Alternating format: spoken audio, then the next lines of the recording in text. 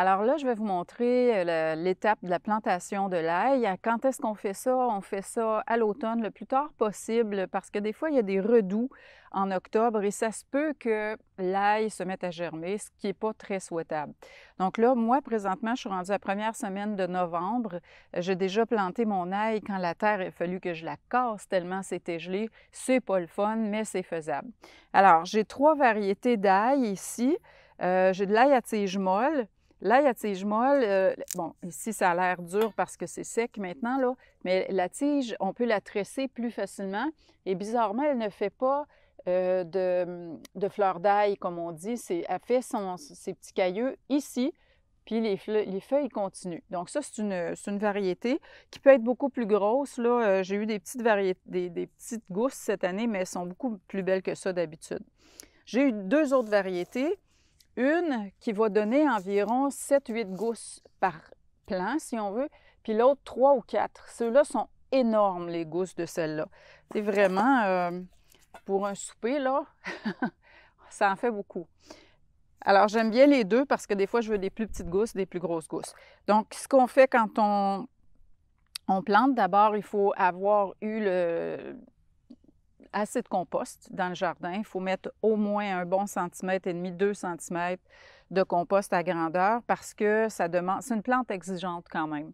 Donc, ça a été fait ici et puis j'ai bêché tout ça. Vous pouvez bêcher à la main, vous pouvez bêcher à la machine et puis là, c'est l'heure de planter. Donc, ce qu'on fait pour planter, en fait, on va défaire tout le cailleux comme ça. Donc, bon, là, c'est le cailleux ou le bulbe, je me souviens jamais. Et les gousses, bien, c'est ceux-là. Il y en a qui disent des mots contraires, mais OK, on s'entend. On doit défaire tout ça pour avoir les gousses comme telles. Ça, c'est la base qui devra aller au sol parce que c'est par là que poussent les racines et la tête va sortir par ici. Donc, vous avez le choix de faire... Alors, moi, ce que j'ai fait ici, j'ai pris un bâton et j'ai planté des trous. Il pourrait être environ 5 pouces de profondeur, à peu près comme ça, 4-5 pouces. Ce n'est pas obligé d'être un pied, là. Je ne me souviens pas en centimètres, 15 centimètres environ, 10 à 15 centimètres. Et puis là, bien, on va les placer au fond pour qu'ils soient bien positionnés. C'est ça qui est difficile quand c'est trop creux, des fois, ça tombe directement au fond, là. Alors, on y va comme ça jusqu'au bout. Alors, je fais la même chose avec le reste. Je vais tout planter, puis ensuite, je vous montre une autre petite chose. Donc, évidemment, on n'a pas besoin d'enlever la pleure. On laisse la pleure intacte sur nos gousses.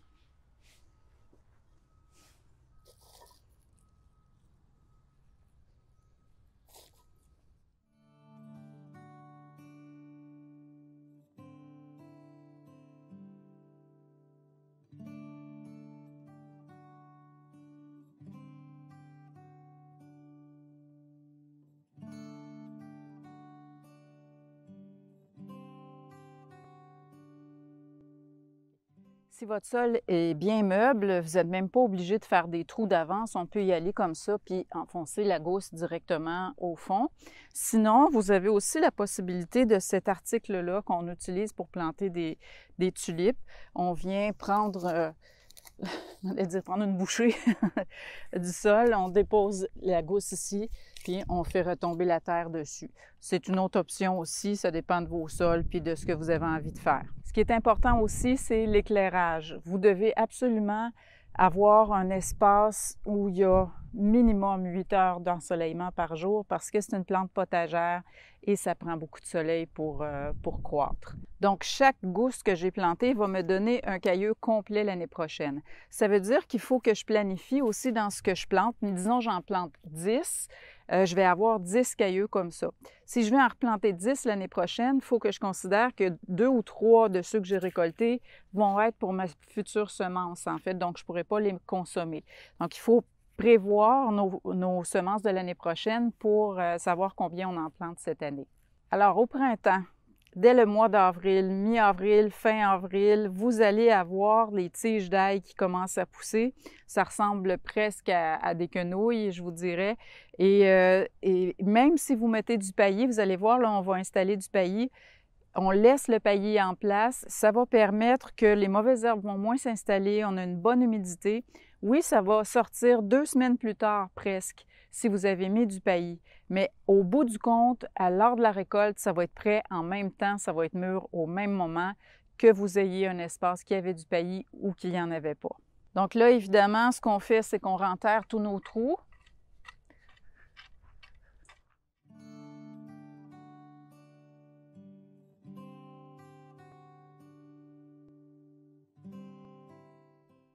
Ici, on est au Québec. Ici, il peut faire en plein hiver, au mois de janvier, on perd toute notre neige, plus de protection de sol et il peut geler à -20 le lendemain matin. Donc, comme on ne sait jamais quel hiver on va avoir, est-ce qu'il va y avoir assez de neige pour protéger le bulbe? Moi, je ne prends pas de chance puis je mets du paillis. De toute façon, j'aime ça parce que ça nourrit le sol, parce que ça empêche les mauvaises herbes de pousser. Alors moi, j'avais des anciens sacs de feuilles mortes, ça fait 3 ans qu'elles attendent. On avait un projet qui n'a pas été fait. Donc, je vais étendre ça partout. Et puis, ça pourrait être de la paille, ça pourrait être du vieux foin. Des feuilles mortes encore neuves de l'année, oui, mais ça se tape souvent, hein. Ça empêche, ça part au vent, premièrement. Puis, ça accumule la glace un peu. Mais bon, je l'ai déjà fait et ça avait fonctionné. Donc, c'est parti, j'étends tout ça.